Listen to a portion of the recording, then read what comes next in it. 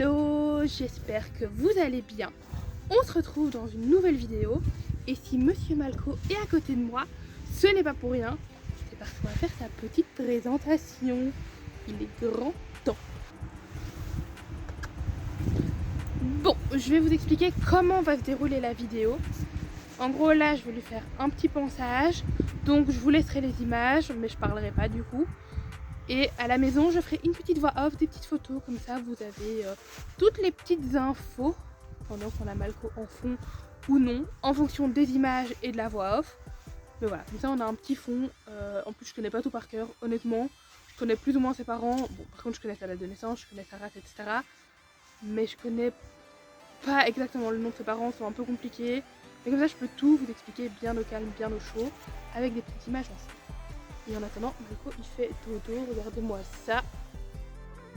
On va faire ta présentation? On va te présenter? Oui? Je vais te présenter. Hein. Bon, on va d'abord lui enlever sa couverture. Je vous laisse du coup avec les images et la voix off. Et je reviendrai à la fin de la vidéo pour la conclusion. Enfin, je reviendrai pas parce que la vidéo tournera toujours, mais je reviendrai vous parler. En gros, voilà. Malco, c'est un Hongre né en Espagne à la Yeguda Marquès de Quintanar le 22 avril 2006 dans la province de Ségovie. C'est du coup un pur race espagnol avec toutes les cicatrices qui viennent avec. D'ailleurs, son vrai nom, son nom de naissance n'est pas Malco, mais Marino Queen. Du coup, parce que Yeguda Marquès de Quintanar, tous les chevaux ont Queen à la fin de leur nom. Sa maman, c'est Ventisca 7. Je devrais même dire Bentisca 7, je pense, d'après ce que je me souviens de mes cours d'espagnol. Ses parents à elle sont Quimico par Quimica et Hispano 4 et Marina 4 par Segudia et Golfo 3. Sa maman, donc Ventisca, a eu 14 poulains en tout, de 1996 à 2013, avec juste une pause en 2000, en 2008, en 2010 et en 2012. Donc la pauvre, elle a quand même pas mal enchaîné. J'ai retrouvé des photos d'un des frères de Malco, Levante Queen, qu'on peut voir du coup ici en photo à l'écran. Et je sais que Levante Queen a été marié avec l'élevage de Suzeta, donc un gros élevage en Espagne. Il a notamment donné naissance, enfin il a pas donné naissance, mais c'est le papa du coup, Levante Queen est le papa de Coup de Suzeta. Je vous mettrai une photo ici. Mais je sais que Kimiko, Kimika sont des bonnes origines donc, dans le monde du dressage espagnol. Donc voilà. Et au niveau du papa de Malco, c'est Azor Queen, qui lui a eu 9 poulains. Enfin, il a donné naissance. Enfin, non, il n'a pas donné naissance, mais il a engendré 9 poulains. 2 en 2005, 4 en 2006 et 3 en 2007. Et Malco n'a que des demi-frères ou des demi-sœurs. Il n'a pas de propre frère ou de propre sœur. Parce que ses parents n'ont que lui comme poulain à deux. Niveau photo, malheureusement, j'ai que des photos de Malco un peu plus jeune que je vous montre ici. Mais j'ai aucune photo de lui poulain. J'ai que des photos de lui à partir de mai 2011. La date où il a été, où la propriétaire précédente l'a acheté. Donc moi, je le connais depuis 2018. Il m'appartient depuis 2024. Mais du coup, je connais toute son histoire depuis 2011. Et avant ça, il a eu 2 ou 3 propriétaires en Belgique avec qui ça se passait pas très bien parce qu'il n'était pas facile. Et avant ça, il est en Espagne. Donc j'ai quelques photos de lui plus jeune, mais je sais que j'ai envoyé des messages à l'élevage en espagnol à plusieurs reprises, j'ai eu aucune nouvelle.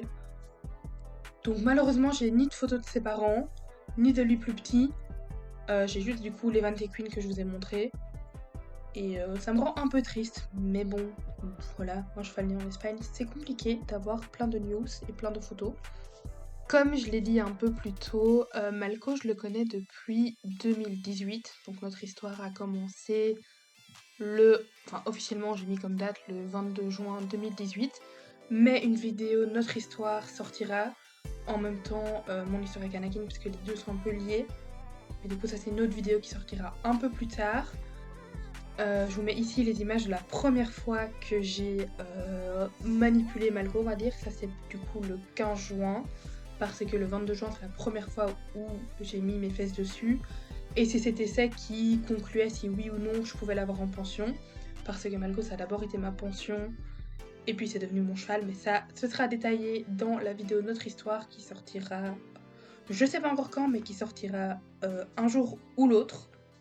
D'un point de vue un peu plus caractère, c'est un peu compliqué de décrire Malco.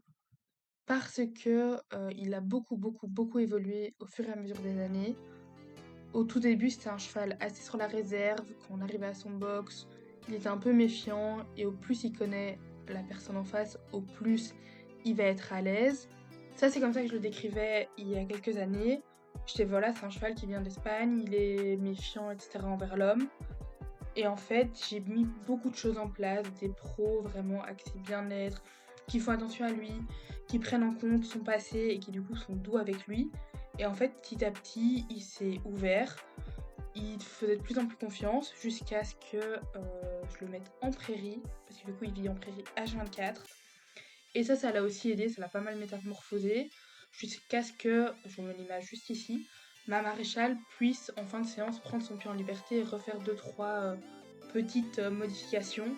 Franchement, j'ai vu ça, en me retournant, j'ai vu ça, j'ai pris une photo parce que je me suis dit waouh, genre ça, j'aurais jamais pu y croire. On m'aurait dit, j'aurais pas cru que Malco puisse être manipulé comme ça en liberté par la maréchale, sachant tout le passif et à quel point les maréchaux et les pros ça a été compliqué. Mais Malco, de par son passif, est méfiant, mais aussi va tester les limites. Donc c'est un cheval qui va aller tester tout ce qu'il peut tester. J'ai une copine, d'ailleurs elle peut jamais remonter dessus après, elle le monte, elle lui demande d'aller à droite, Malco met sa tête à droite et pareil tout son corps à gauche. Donc vraiment il va aller tester toutes les petites failles, toutes les petites choses qu'il peut tester pour voir ce qu'il peut faire, ce qu'il peut pas faire. Il y a un petit côté feignant, j'ai pas envie aussi, donc au moins je peux en faire au mieux c'est. Donc voilà, il y a ces deux côtés-là de lui qui entrent en collision, on va dire. Je sais pas si ça rentre vraiment en collision, mais voilà. C'est donc un cheval espagnol, donc pas spécialement typé pour du dressage de haut niveau, de l'obstacle de haut niveau ou quoi que ce soit. C'est un cheval qui a touché à beaucoup de choses. En fait, il a fait du dressage, de l'obstacle, il a fait un peu de garroche, il a fait du spectacle. Bon, mais tout ça à petit niveau parce qu'en fait, il n'a pas été exploité dans l'une ou l'autre discipline. Il a déjà passé 2-3 fois, avec moi en tout cas, à la longe, un obstacle à 125. Et d'après ce que son ancienne proprio m'a dit, elle a déjà sauté 125 avec lui une fois ou deux sur un obstacle isolé, pas en parcours. Dressage, il est pas trop mal mis, mais de par sa composition, sa morphologie, c'est pas toujours évident.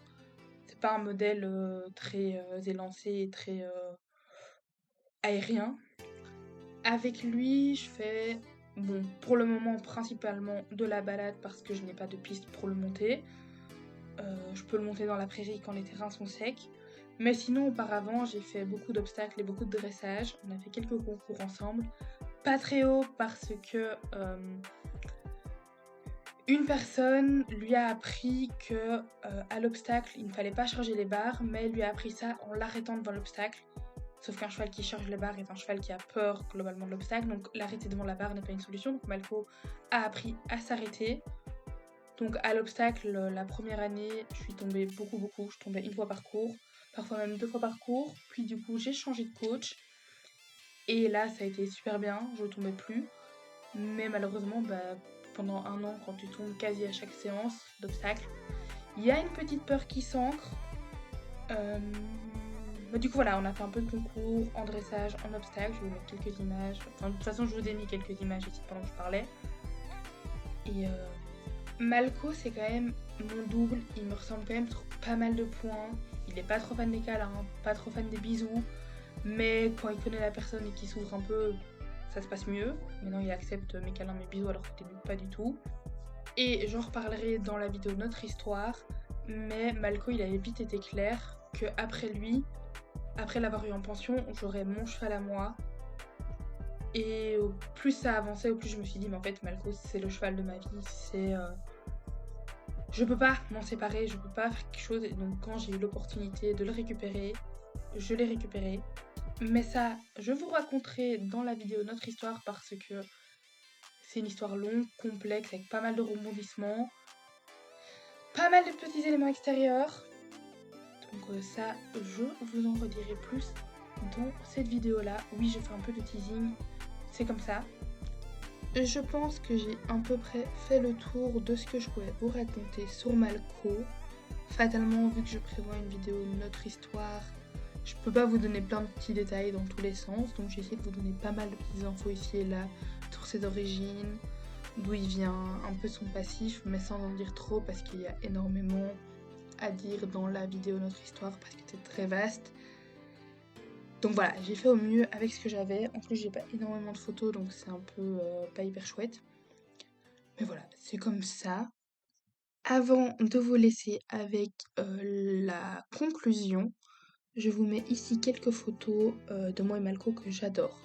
Ce sont des shootings qu'on a fait avec une ancienne copine. Et j'adore ces photos, donc je vous en mets quelques-unes. Et je vous retrouve après pour la conclusion.